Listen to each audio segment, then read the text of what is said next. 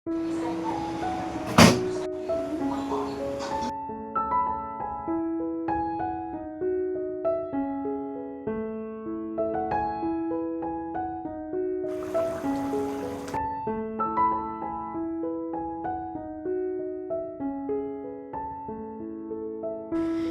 Morning, আসসালামু আলাইকুম। Hello viewers, সবাই কেমন আছেন? আজকের আকাশটা দেখেন কীরকম। তো বৃষ্টি কিন্তু হয়নি, তারপর আকাশটা দেখে মনে হচ্ছে যে বৃষ্টি হবে, এরকম একটা অবস্থা। তো সকালবেলা আজকে আর রাইফকে নিয়ে স্কুলে যাইনি।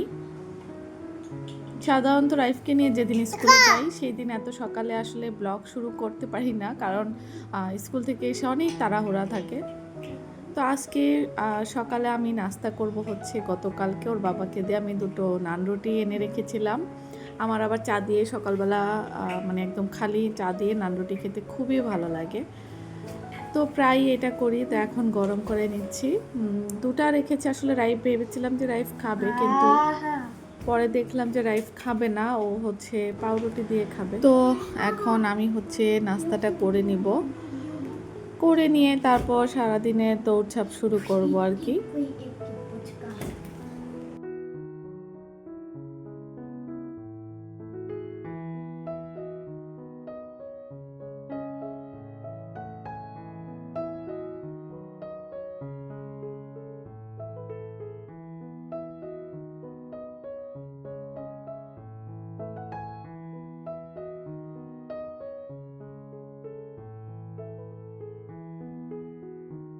এইখানে কিছু সাবুদানা এনেছিল ওর বাবার আফসার জন্য, তো কৌটায় ভরে রাখতেছি। আর ও আসলে কিছুই খেতে চায় না, শুধু এই সাবুদানাটাই পছন্দ করে।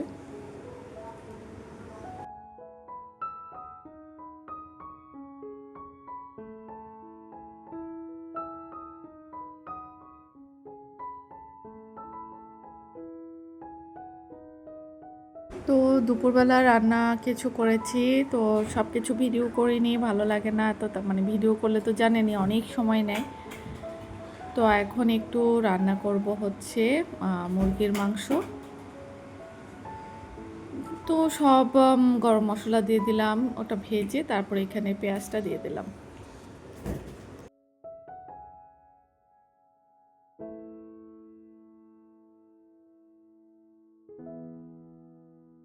তো আদা রসুনের পেস্ট দিয়ে কিছুক্ষণ ভেজে হলুদের গুঁড়ি, মরিচের গুঁড়ি, লবণ, ধনিয়ার গুঁড়ি, জিরার গুঁড়ি, গরম মশলার গুঁড়ি সব একসাথে দিয়ে কিছুক্ষণ ভালো করে কষিয়ে নিলাম।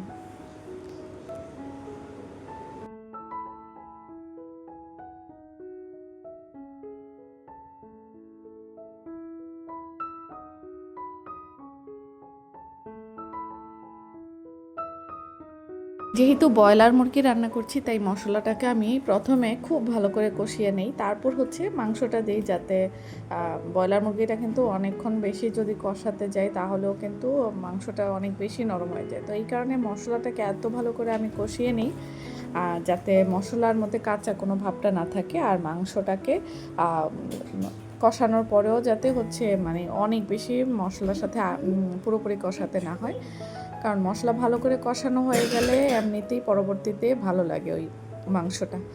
তো এখানে আমি পরবর্তীতে কিন্তু আর একটু হলুদের গুঁড়ি আর মরিচের গুঁড়ি দিয়েছিলাম, কারণ মাংসর পরিমাণটা অনেক ছিল, আলুটা দিয়েছি সাথে আবার। আর ব্রয়লার মুরগিতে একটু ঝাল না হলে খেতে ভালো লাগে না, এটা আসলে সবাই জানি।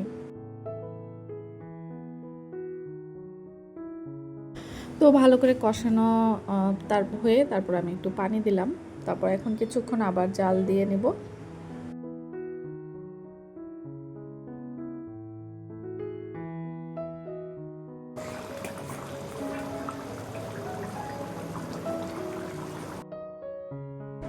তো এখন আমি কিছুটা জিরার গুঁড়ি দিয়ে দিচ্ছি উপর থেকে।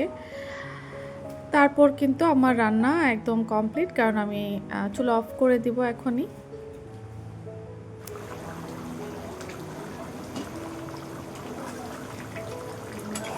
আমি কিন্তু ভিডিওর একদম শেষ প্রান্তে, আশা করি ভিডিওটি ভালো লেগেছে সবার।